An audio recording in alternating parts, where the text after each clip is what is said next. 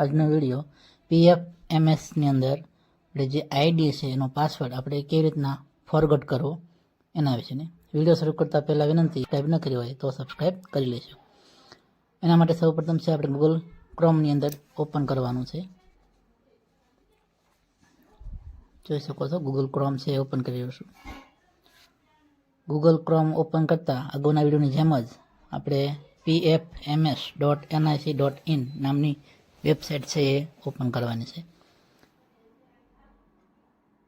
3 ID જે છે આપણે કેમ બનાવી એનો ખ્યાલ ન હોય તો ડિસ્ક્રિપ્શન બોક્સની અંદર વિડીયોની લિંક છે તેની અંદર જોઈ અને વિડીયો તમે જોઈ શકશો. સૌપ્રથમ આપણે લોગિન ઉપર ક્લિક કરવાનું છે.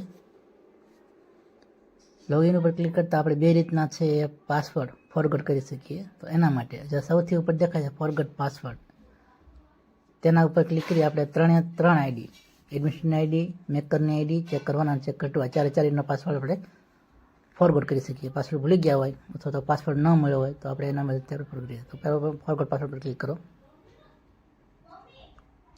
ફોરગોટ પાસવર્ડ પર ક્લિક કરતાં એવી રીતના વેબસાઇટ ખોલશે. એમાં તમારે જે આઈડીનો પાસવર્ડ ફોરગોટ કરવો છે તે આઈડી નંબર લખવાનો છે. એડમિશન આઈડી હોય, ચેકરની હોય કે મેકરની આઈડી હોય. અને પછી જે કેપ્ચા દેખાય છે એ કેપ્ચા લખવાના છે. કેપ્ચા ઉપર જેમ દેખાય છે એ જ રીતના આપણે છે એ લખવાના છે, કેપિટલ સ્મોલ જે હોય. પછી કન્ટિન્યુ પર ક્લિક કરવાનું છે. કન્ટિન્યુ પર ક્લિક કરશો એટલે ફરી વખત કેપ્ચા છે એ પૂછશે. તો એમાં આપણે બીજી વખત જે ફરી નવા કેપ્ચા દેખાય છે એ લખવાના છે. કેપ્ચા લખાઈ જાય પછી નીચે 3 ઓપ્શન છે, send OTP email, send OTP by SMS અને સેન્ડ ઓટીપી બોથ. તમારે જેના પર ઓટીપી જોઈતો હોય એના પર તમારે ક્લિક કરવાનું. હું બોથ આપું છું. ત્યાર પછી જે તમારા ફોનની અંદર ઓટીપી આવે છે એ ઓટીપી નાખી અને વેરીફાઈ ઓટીપી પર ક્લિક કરવાનું છે. વેરીફાઈ ઓટીપી થઈ જાય ત્યાર પછી આવી રીતના સ્ક્રીન ખોલશે. એની અંદર તમારે ન્યૂ પાસવર્ડ, તમને જે પાસવર્ડ યાદ રહે એવો છે તમારે નાખવાનો છે. ઓછામાં ઓછો 8 અક્ષરનો અને વધુમાં વધુ છે એ 15 અક્ષર સુધી તમે નાખી શકશો. એની અંદર કેપિટલ સ્મોલ લેટર અને સ્પેશિયલ કેરેક્ટર પણ છે એ લેવાના છે. એનો એ જ પાસવર્ડ નીચે જે ઓપ્શન દેખાય છે એમાં નાખવાનો છે અને પછી સેવ પર ક્લિક કરવાનું છે. એટલે તમારો પાસવર્ડ છે એ આઈડી મુજબ ફોરગોટ છે એ થઈ જશે. આવી જ રીતના આપણે 4 આઈડીનો પાસવર્ડ છે એ ફોરગોટ કરી શકીએ છીએ.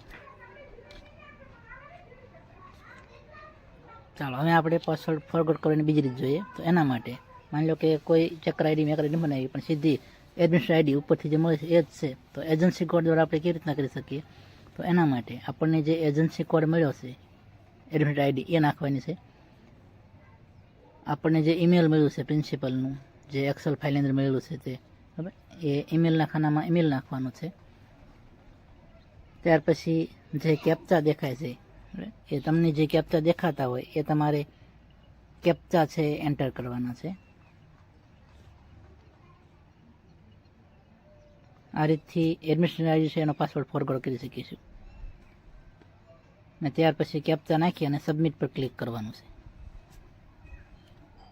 સબમિટ પર ક્લિક કરશો એટલે જો તમારું ઈમેલ તમે નાખ્યું બરોબર છે, માહિતી બરોબર છે, તો તમારા ઈમેલની અંદર પાસવર્ડ ફોરગોટની છે એક લિંક મોકલશે. એ લિંક પર ક્લિક કરી આપણે જે ઉપર જે પ્રોસેસ જોઈ રીત 1ની અંદર એ જ મુજબ આપણે છે એ પાસવર્ડને ફોરગોટ કરી શકીશું. તો આશા છે કે તમને આ પાસવર્ડ ફોરગોટ કરવાની રીત સમજાઈ ગઈ છે. ચેનલને ખાસ સબસ્ક્રાઈબ કરશો અને વિડીયો બીજા લોકો સુધી પહોંચે, વધુ શીખી જાય એના માટે વિડીયો શેર જરૂર કરશો. આભાર.